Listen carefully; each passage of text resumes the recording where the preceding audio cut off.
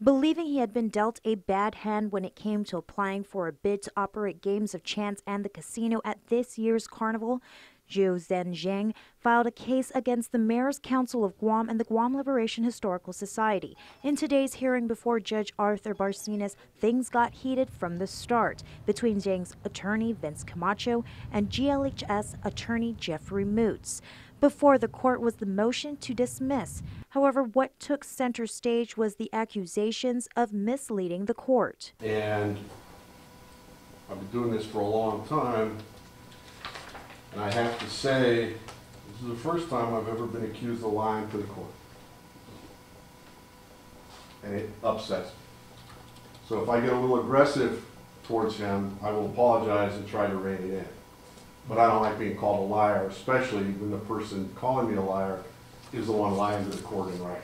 Zheng alleges that the MCOG and GLHS did not follow proper protocol in the procurement process. Camacho questioned whether the GLHS was a legit nonprofit organization registered with the Department of Revenue and Tax, why the organization was formed instead of the Liberation Day Committee, and whether a permit authorizing the gambling operations was obtained. According to Moots, the arguments presented by Camacho are moot. It makes a big deal about whether or not the Guam the Liberation Historical Society meets the requirements of 6470.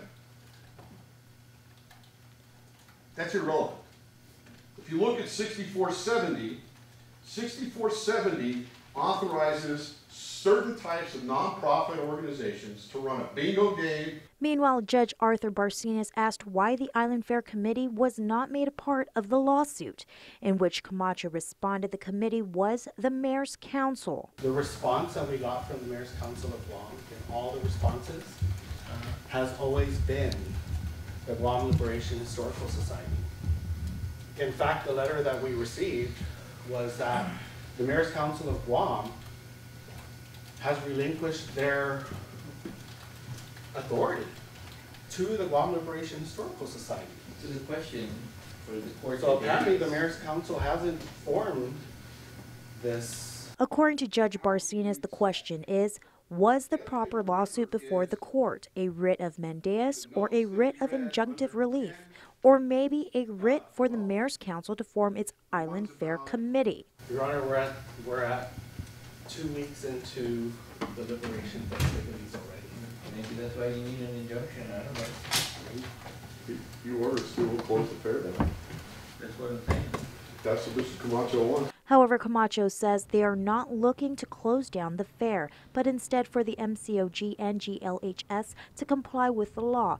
In light of this, Barcinas questioned whether a bid was issued, and according to Camacho, while a bid was issued, it was rescinded, prompting Barcinas to question whether the government has the right to rescind a bid. But an even bigger question arose as to whether a permit was issued to authorize the games of chance and casino.